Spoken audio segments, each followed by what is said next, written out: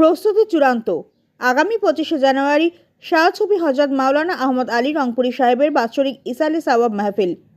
আগামী 25শে জানুয়ারি রোজ শনিবার শিলচর রংপুর দ্বিতীয় খণ্ডস্থিত প্রখ্যাত পীর শাহছবি আলহাজ্জ হজরত মাওলানা আহমদ আলী রংপুরি সাহেবের বাৎসরিক ইসালে সাওয়াব মাহফিল আয়োজন করা হয়েছে।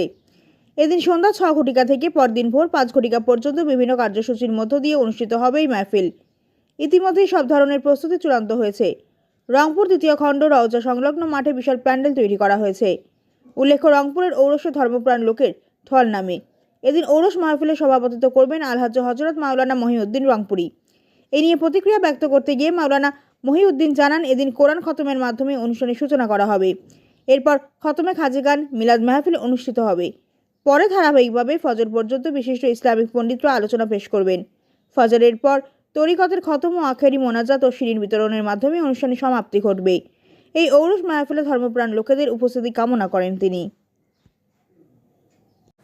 আসসালামু আলাইকুম ওয়া রাহমাতুল্লাহি ওয়া বারাকাতুহু। বিরাদারানে ইসলাম, প্রত্যেক বছরের নিয়ে এই বছরও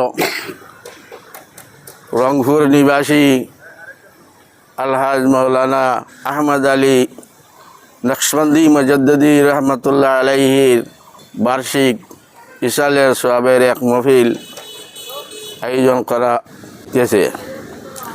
আগামী 25শে জানুয়ারি রাত্রি 6 ঘটিকা হইতে ভোর 5 ঘটিকা পর্যন্ত সমস্ত রাত কোরআন শরীফ তিলাওয়াত, তরিকতর খতম, খতমে খাজা গান, ওয়াজ মাহফিল ইত্যাদির দ্বারা সমস্ত রাত কাটানো হইবে।